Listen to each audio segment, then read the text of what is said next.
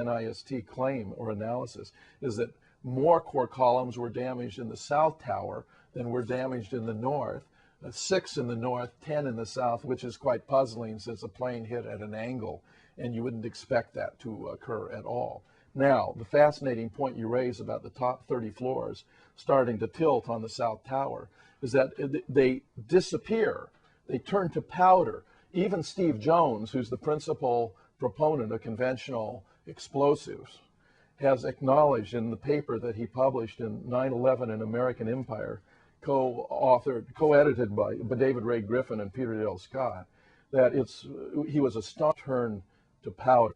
I should also mention in passing that 3 different times in his paper, and this is the paper that is so widely cited, he mentions the vaporization of steel. So it's evident from those who pay attention to what Steve Jones has actually written that he's acknowledging that some of the steel was evaporated and that this block of 30 floors was turned to powder. Well, I was listening to your tape on the radio last night, and you were talking about unexplainable injury to the surrounding buildings as an argument for exotic weaponry. And I was thinking, well, maybe some of the extra junk from the towers as it fell could make these strange insults to the other real estate. Yeah, but they are very strange, Joe, and they don't show a random pattern. You'd expect a kind of random, more or less uniform type of damage. You know, you might get more damage toward in the center and less further out.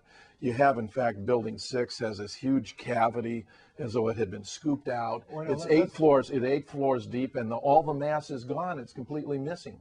Building 5 has all of these cookie cutter holes in it that are very, very strange, and they are in copious number. Building 4, half of it is completely demolished. The other half is virtually intact. Building 3 has a huge gash in it as though a gigantic Paul Bunyan had taken an axe and slashed it. None of these phenomena appear to be explicable on the basis of a conventional theory of destruction to the Twin Towers. Okay, now, there. Wow. Oh, this could be our moment, Jim. Okay. Now, that's kind of word for word the way you said it last time. So I know this is part of your thing. This is, and you went through, now, couldn't be a little piece of metal hit, you know, come on, a piece. No, when the 30 stories fall over, you would be hard put to say they could evaporate it so good or powderize it. I mean, you got 30 stories of a building that's already fallen over. Where's it going to go? But you're saying it went nowhere. It just poofed. And that's the big question. Did it go poof, or did hunks do hits? And what I'm telling you, Joe, is that even the leading proponent of conventional explosives grants that the building, those 30 floors, went poof, that they were turned to powder, and he was astonished, and he says it in print in his important paper that is always cited but frequently not read. Can I propose one additional thing to consider? Sure. And I was wondering about this. When it starts to tip over, could the people who are watching out Giuliani's window say, oh shit, we blew that side too early. Don't push on this one, and let it pivot it back. And then by just holding its ground and then blowing the other side, they could get it to come back? Well, even if that were theoretically possible, that's not in fact what happened. The building actually does go poof. It doesn't straighten back out? No, no, no. But I mean, if you were doing a controlled demolition and you're watching... Well, you got a problem with the angular momentum and the mass and your gravity taking over there, and there's a limit to how much you can control it. I was wondering about the angular momentum. Yeah. But Steve, now, mind you, a physicist who has a considerable interest in the hypothesis that conventional explosives are sufficient, concedes, in my opinion, I mean, he makes it a very bald statement, that he's astonished to see this 30-story section turn to powder. In the air. In the air. Before it hits. Before it hits. Never gets to the ground. So, in summary, we have steel that is certified by Underwriters Labs to be pretty strong at 2,000 degrees. 2,000 for 3 to 4 hours, and it doesn't show any adverse effects. No adverse effects at 2,000. And no matter what you do to kerosene, it ain't going to get there, even if Popular Mechanics said 2100. We're up down there around 1200 For the kerosene. actual temperature? Well, the jet-based fuel fire could, under ideal conditions, hit 1800 degrees if it were 18. force-fed pure oxygen. Force-fed But that's pure. a very peculiar set of conditions. And Right. that's not only 1,000 degrees lower than the melting point, but when you consider Underwriters Laboratory certified to 2,000, and even NIST concedes based upon their 236 samples, only 2 of which showed temperatures higher than 500 degrees, Joe. Only 2 of which showed temperatures higher than 500 degrees. The building was actually burning at around, it was exposed to temperatures only of 500 degrees, okay? Now 500 to 2000 is 1,500 degrees too low. I mean, look, we worry about 1 degree difference, whether it's 32 degrees or 33, so we know whether we can expect to encounter ice when we go outside. Yeah. We're talking 1,500 degrees. This is completely ludicrous. You know, on our show, we did have Kevin Ryan talking in full, and he gives a story how they examined the surface texture of the samples, the paint, basically what it had been through, and the phase diagram kind of state of what phase the metal was at to determine temperature. And he said 500, 600 degrees Fahrenheit was max, which is roasting in your oven temperature. The oven doesn't melt, you know. That's a nice point, nor your barbecue. But here's something else, Joe. We can't reconstruct the buildings now to conduct experiments, but one was done for us in 1975 on the 13th of February. There was a huge fire on the 11th floor of the North Tower. It burned at 2,000 degrees. It enveloped 3/4 of the floor, enveloping the core, and burned for 3 to 4 hours, and none of the steel had to be replaced. You know, in Loose Change, they do talk about controlled demolition, bringing down a couple other towers, a pair of twin towers in July of '01. You know that story? Well, there were a couple of towers off, and I think they were in Brooklyn, actually, yeah, and they were just old structures, and I don't know quite exactly what was going on, but I wouldn't be surprised if it was some kind of pilot. That the people said, you know, let's just have a little trial balloon here and see. Since it was the same company and it was a pair of twin towers, and they did come down with controlled demolition. And they were also used to clean up Oklahoma City, and that is a very strange case too. That was also a massive building that could not possibly have been destroyed by the kind of fertilizer bomb that was supposed to have done the damage. Look at that, was external to the building. Energy pursues the path of least resistance. Most of it was just open space. Very little force or impact from that building was actually delivered to the structure. You know, firemen on the scene, you know, Joe, were reporting unexploded demolitions in the building at the time. Yeah, right. And the kind of damage done there is so enormous. That building was solid. The government hasn't given us the truth about that one either. So they hire the same company to do the cleanup and to do the demolition, and that way, when there's a little revelations, look what we got here. Hey, look at this, everybody. No, those are the perps. So isn't that nice? Isn't that nice? And what do you think? What I want, you know, one of the hot questions I wanted to get into. I hope we have time. We can do it right now. Is let's assume that the people listen to us and they see the good videos and the truth does dawn on them. One of the fingers that gets pointed is at Giuliani, because if you just take these pieces of steel and look at the ends of them, if they had been cut by controlled demolition, it's obvious. There's a characteristic look to a controlled demolition cut. You can see the evidence of the little bubbles of iron along the path. It's a nice straight line. So Giuliani said, no, nobody gets to look at the steel.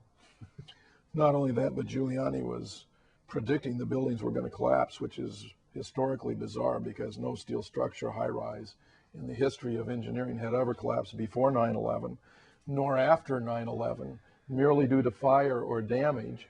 And indeed, if our research is correct, it didn't happen on 9/11 either. So how could Giuliani possibly know or be in the position to predict it, they were going to come down?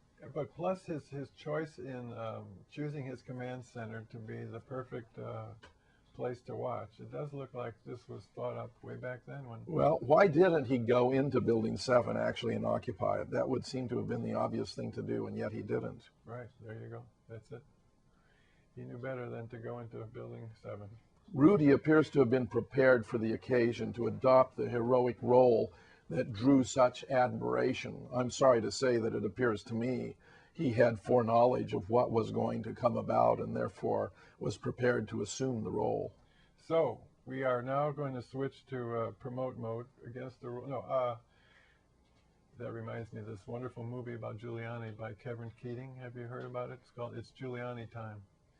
He spent years making this movie, and it is a record of what Giuliani is all about. But I guess the main thing outside of the fact that he's got the same birthday as Kissinger, is that the way he broke the news of his divorce to his wife was she had to hear about it on television. I know. There's quite a story to do with Giuliani. I think when the public puts all the pieces together, and particularly the conservative base of the Republican Party, they're going to realize that this is not a candidate they could possibly support. But 9/11 could be his, I hope he gets some momentum until the 9/11 knocks him off. And Bernie Kerik, I mean, his support for Kerik, even for the head of Homeland Security, when he was known to have ties to the mob, that's quite shocking, very disturbing, and raises serious questions about Giuliani's character and judgment. And he was pretty nasty about not letting photography of the thing, so he disposed of the crime scene and all that. And the firemen themselves and the newsletters were complaining about the destruction of the scene at which this had occurred and the cleaning up, even in advance of completing the efforts to recover any human remains. Giuliani was having all those remains shoveled up and even used to fill potholes over the protests of the firemen, which has been quite a shocking recent revelation. Wow, yeah, I'm glad that finally came out. So, by way of hoping people will come to their senses, one way is they could read good books. And do you have any suggestions on that respect? Well, there are two brand new. One that's just appeared that I had the privilege to edit, which is entitled The 9/11 Conspiracy. A lot of Americans don't realize that whether you believe the government's account is true or something deeper and more sinister was going on, we're dealing with a conspiracy. The government's own theory of 19 Islamic fundamentalists involved here is itself a conspiracy theory. And indeed, here we have a collection of essays by experts in different fields, including David Ray Griffin, who may be the leading expert on 9/11 in the world today, Peter Dale Scott, who is also an expert on JFK and draws comparisons between 9/11 and JFK. There are studies by Judy Wood on the rate at which the buildings collapsed and her brilliant demonstration using billiard balls that it couldn't possibly have come down under gravitational influence alone. Serious questions raised about the photographic and film record, which may have been altered after the fact by Morgan Reynolds, who's taken a special interest in this subject. Deep studies about the war on terror and how it benefits the Bush administration politically by Elias Davidson, an Icelandic scholar, and a very extensive study by John McMurtry, who is a distinguished philosopher from Canada. And I contributed a piece too, in addition to the preface, about the nature of conspiracies and how the notion of a conspiracy theory has been used as a psychological club by trading on an equivocation between the notion of a conspiracy as having to be a large scale versus a modest scale, and a theory as a mere speculation. What we're talking about is objective scientific evidence that supports the findings that what happened here is far removed from what the government has told us. And in addition, David Ray Griffin has a new book entitled Debunking 9/11 Debunking, where he takes apart popular mechanics and all the others. It's very thorough, very painstaking. And I believe these two books have the capacity for anyone who has the intellectual resources to pursue these issues to bring about an exposure of truth through the medium of print. We do have truth on our side, Jim. That's a great benefit, Joe. Devoutly to be wished. Americans must understand what happened, because if our research is correct, then these events were perpetrated to instill fear into the American people in order to manipulate us to achieve political purposes. That turns out to be the classic definition of terrorism, which means if our research is well-founded, and I can assure you that it is, then the American government has been practicing terrorism on the American people. You know, when Roosevelt said the only thing we have to fear is fear itself, that was how he chose to respond to Pearl Harbor, but Bush went the other direction. Let's play the fear card to the max. Aggravating, color coding, all of these needless devices in the airports to make us feel less secure, and yet a complete failure to secure our ports, even introducing the idea of an Arab country to come and control our ports. If everything he's been telling us for all those years were true, Joe, bringing an Arab country in to control our ports would be an absurdity. Right. And yet that's what he proposed, which suggests that what he has been telling us all these years must not be true. You know, and then Cheney has Halliburton relocated to Dubai. It could have been Saudi Arabia for that. I think one of the major motives from the military-industrial complex for this intervention in Iraq is $100 billion no-bid, cost-plus contracts where Halliburton has been a principal beneficiary. Not only big oil's opportunity to seize control and privatize the Iraqi oil resources, which Cheney long ago described as the real prize. So, we need a revolution. We need a change in government. We need a dramatic change in the personnel of government. We need to recognize that the money temple, I mean the money, what do you call it there? We got the Congress is a money thing. So it's. If any nation ever deserved regime change, it's the United States of America now, Joe. And fortunately, I have on the internet Joe Friendly's plan for peaceful but total revolution. And I might even have a copy here for you, but I don't see much talk about revolution. You know, it's like the best is like whether it's Hillary or Giuliani kind of talk. And false flag operation, possibly even on a larger scale than 9/11, in order to justify suspending the Constitution and placing the country under military rule, which is a reason why I have come around on the Second Amendment. I believe just as the Minutemen, our forefathers, because they were armed, could be citizen soldiers in resisting tyranny imposed upon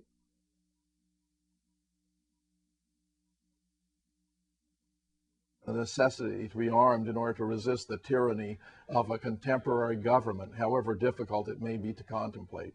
Well, I salute your courage in proposing that we take seriously our right to bear arms, but I'm hoping we can have a web revolution. That I think the web right now, as it is still in its freer stages before it gets monetized, that we can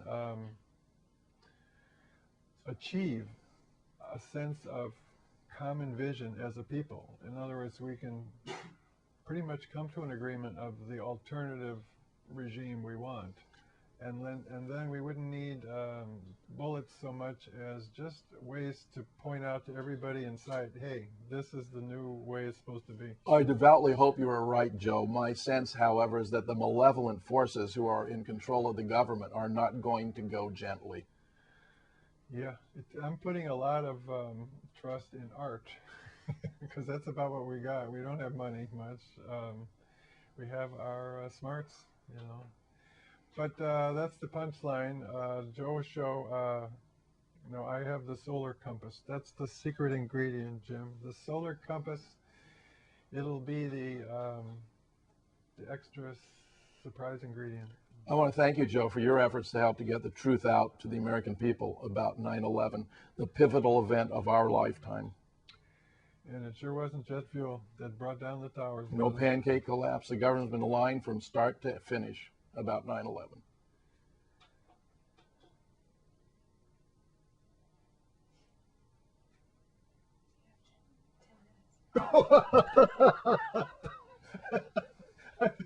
She said we have 10 minutes, Jim. Oh, I thought we were right up against it. All right, Jesus Christ, that was you fooled me, guys. I thought I had the signal. Oh, I did too. You. What can you do? We're mind readers. Okay, now it's all birthday. No, let's pick on other stuff. All right, no, I got it. All right, No, but ask no me who birthday, stood to gain. Who stood to Okay, gain? all right. We're back on and all that. As if we didn't start. Yeah, sure, we won't. But And you may want to re-edit it. as So if you we use the. didn't. We've already done the end, so we're going to do some I'll tell filler. you what. Can we back up just this much? Save our edit. You know how over here. Joe, let me mention something that most Americans do not know, would never imagine in their wildest dreams, which is that on September 10th, the day before these traumatic events, The Secretary of Defense, Donald Rumsfeld, announced to Congress that the Pentagon had lost track of $2.3 trillion, Joe. Now, it's a lot of money, and revealing that information on a Monday is not characteristic of a seasoned Washington politician, because he knows with a big story like that, reporters are going to dog him all week, and it's going to develop legs. It's the kind of story that ought to have been revealed on a Friday in the hope that events over Saturday, Sunday would overtake it, other things would distract, and no one would follow up. Instead, he revealed it on a Monday, almost as though he knew there would be some event that would wipe it from consciousness the following day, and he could return to Congress and ask for hundreds of billions more in defense spending, which is precisely what happened. When was the completion date for the reinforcement of the basement columns that happened at the Pentagon? Well, it's very interesting that the alleged terrorists should have hit the west wing of the Pentagon, which was just being completed with regard to its reinforcement, because it meant several features were present. There were many fewer personnel and files there than would have been expected and would have been present in any other part of the building. Also, because of the reinforcement, by hitting that part of the building, it virtually guaranteed that the damage didn't extend over into other portions. And in addition, the two entities that were located there were the Office of Naval Intelligence, which, if any entity was seeking to figure out, say, the possibility that the United States was planning to pull a false flag operation on itself, would be the entity expected to be doing that. But more strikingly, Joe, there was a special budget office that included accountants and financial experts who we may assume were trying to track that $2.3 trillion, Joe. And would you believe, out of the 125 casualties at the Pentagon, approximately 34 or 35 of them were in that unit? And I can just imagine the Secretary of Defense instructing them that since he'd had to go to Congress, they must be in their office the next morning to make sure they could track down that money as soon as possible. Hold on, that one right there, Jim, that one is a big one. Yeah. The fact that Building 7 had the casework for him, but this one here is a big one. You're saying that the accountants who were on track to chase after the 2.3 trillion, the accountants for that accountability issue were among the victims targeted by the grand plan. There were a higher percentage of accountants and budget experts than in any other category, Joe. And I'll tell you what's fascinating about the Pentagon is that the official account of a Boeing 757 hitting the building is refutable on multiple grounds. In the first place, the hit point on the ground floor was only about 10 feet high and 16 or 17 feet wide. There's unbroken fence, unbroken windows, a couple of cars, but no mountain of debris from 100-ton airliners. You don't find the wings, you don't find the seats, the bodies, the luggage, the tail. Not even the engines were recovered, Joe, and those engines are virtually indestructible. That's the first proof that no Boeing 757 hit the building. A second is that the alleged trajectory, just barely skimming the ground coming into the building, turns out to be aerodynamically impossible for a big plane flying at 500 miles an hour, as a government account proclaims, could not get that close to the ground, because a plane in flight accumulates a pocket of compressed gas beneath its fuselage, that gas being air. I've spoken with aeronautical engineers about this who assured me that even a little Cessna at full throttle couldn't get closer than 15 feet to the ground, and with a Boeing 757, it couldn't get closer than 60 feet to the ground, which means the flight path is aerodynamically impossible. That's the second proof that the government's account is false. The third proof is that although the Pentagon has only released initially 5 frames, one of which was conveniently labeled plane, out of some, and 3 now videotapes out of some 84, only this one frame shows something that might be a plane just above a parking gate structure, and you can see a tail. Now, if you size a silhouette of a Boeing 757, which is 150 feet long, to that tail, it's very conspicuous in the frame. In fact, the Boeing at 155 feet long is more than twice as long as the Pentagon is high at 77 feet. It would have been visible had it been there. It is not visible. That implies it wasn't there. Even Bill O'Reilly on The Factor, when he showed one of these tapes, which he said he thought would put the conspiracy theories to rest, had to admit when he looked, he didn't see any plane. And the fourth, and this is most recent, there is now an organization called Pilots for 9/11 Truth.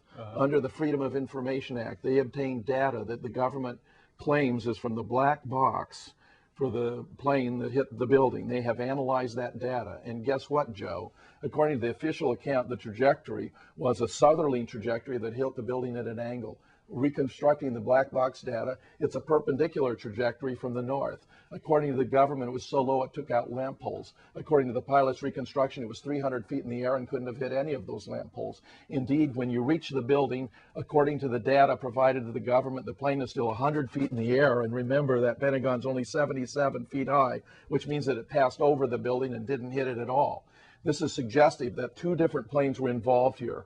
One plane that followed the data trajectory that the pilots have uncovered that created the illusion of a big plane hitting, while a much smaller aircraft approached and appears to have fired a missile into the building. The reason being you can target a missile with great exactitude. So if you had a specific target, like an office with a group of budget experts who are trying to track 2.3 trillion, you could ensure you would kill them with a high degree of probability, which you could not do if a building were merely hit by a plane. So it appears that a much smaller aircraft actually fired a missile into the building before that much smaller plane impacted with the Pentagon.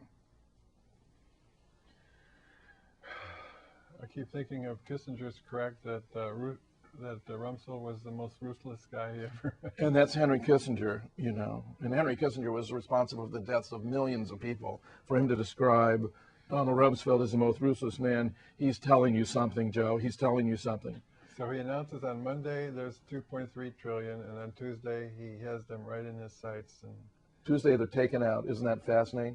Here's something else about Building 7, which contained CIA, FBI, Securities and Exchange Commission. The Securities and Exchange Commission had all kinds of investigative records on different outfits, including Enron, Joe. Isn't it fascinating how Ken Lay dies between the time that he is found guilty and the time he's sentenced because of his death? There can be no penalty imposed on his estate. And now all the records from the Enron scandal were destroyed when Building 7 went down, completely needlessly. The fires were too modest. Larry Silverstein actually called for it to be pulled. And get this, Joe, this is very ironic. He said to the fire commander, and we have him on tape, there's been so much death and destruction, perhaps the best thing to do is to pull it. Joe, that's bringing about more destruction. well, actually, on that one there, what he was talking about was that the firemen have The firemen weren't in the building from 10:30 in the morning, Joe. There were no firemen in the building. Right, no. Neither the syntax, the semantics, nor the pragmatics fits any alternative interpretation than bringing the building down by controlled demolition. I agree there. Yep. That's been the show, folks. Thanks for listening. Oh, I still have a minute. Joe, I want to thank you again for your efforts to what bring. was that book again? It's called The 9/11 Conspiracy, and it provides in a compact volume a basic introduction that every American should know. The 9/11 Conspiracy. So you walk them through, but by the time they've read this, they know that it was a government plot against us. It leaves no doubt. In fact, the case made here establishes governmental complicity and refutes the government's account and makes it all evident beyond a reasonable doubt, the very meaning of which is explained in the book. Even reasonable doubt? There is no reasonable alternative explanation, Joe, which means these conclusions have been established beyond a reasonable doubt. There it is, the end, and now we can still talk. Do we care about ends? So, so the reason the one that got hit second went down first is because the smoke was going out and they were worried. No, it's because the firemen were going to put out the fire in the South Tower. Yeah, I mean, they were worried the cover story would. Yeah. Once they heard those reports, all they needed was a couple of lines. The fires were modest. They knew they lost their cover. They had to bring it down then. Right. How'd it go? I think it's great. I think it's great. Do you actually play it with all those glitches in there? Is that part of your transparency? So when we're talking and I joking. like your hairdo too. I love it also, right? It's kind of a 70s shag. I love it. Yeah, that'll be the show with that hair. That's it. Yeah. Maybe with you and me. Pleasure, friend. Okay. Now, Thank you, Joe. it's 3:30, and Dean Lauren hasn't called me, and I heard he's up at the studio. So I'm wondering if I should send you up to the studio, to the open studio, on the off chance you can get him. But is the open studio open? The open studio is. They fixed the leak? That's what They fixed the leak? There's two. There's an open and a closed studio. Oh, to the open studio, right? It was a closed studio that was they leaking. make a call.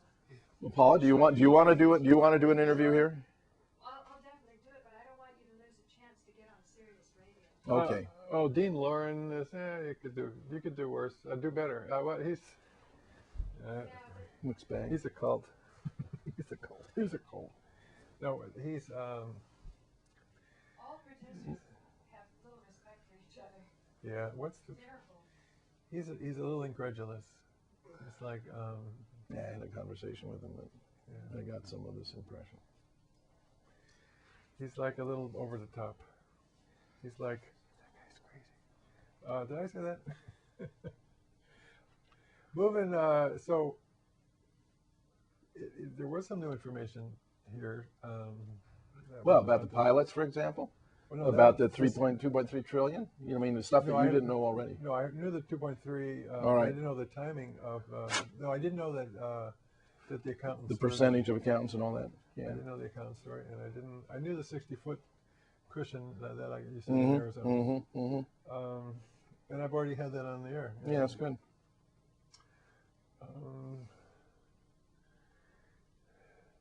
The evaporation of the 30 stories. I'm still. It's like. Joe, you got to read Steve's own let- chapter. It's let me amazing. ask- I let me- actually quoted in the preface to this Let me book. ask this question. Here, let me show you. I have, when I've been arguing with people in the street, I quote it right say here. that the molten iron at the bottom of the three was iron, not steel. Read that is paragraph. that one? Can I get away Oh, with sure, that? it's iron. Yeah, sure, it's iron. And they prove that. They got pieces. No, of well, it? here's don't fold it because I'm using it as a prop. Okay. But just read. This is Steve. Okay. All right. I was on the roof of Madison Square Garden. Second plane, by the time the second plane hit, the guys were already coming up to the roof. There was two steel workers. And one guy saying to the other, "Do you think it's going to come down?" The other guy saying, "No way that it's coming down." The other guy saying, "No, I think it's going to come down." The other guy saying, "No way it's going to." And as they're going back and forth, I don't remember which one. Yeah, it was the second. Second one's South Tower. starts coming down. And of course, it only takes 10 seconds once it And begins. as a big guy, you know, coming out his eyes, they both stop. I mean, that's Oh, now, you here's got to some- remember all that's right, the here's- foremost proponent of conventional explosives. All right. I'm going to cut to the chase, man. Yeah, Here be the thing. here I am. Can you flesh it out any more? If it was unconventional, explosives as you're suggesting to cause the powdering, how do you imagine, mechanistically speaking, it occurred? Some process of demolecularization. In other words, you're talking about a gun that Well, moves, that changes there's a aim? whole. Yeah. Oh, yeah. Or is it- Directable. That's part. These cookie cutters seem to be. They were experimenting with it, trying to get it right because it was the first time they'd ever used it on a massive structure like this. But Judy has now supplemented her website at drjudywood.com with a whole bunch of studies of different kinds of lasers and masers and stuff that's available. And she's getting into something called antimatter, Joe, where minuscule amounts have enormous explosive capacity. You want to look at that. That web.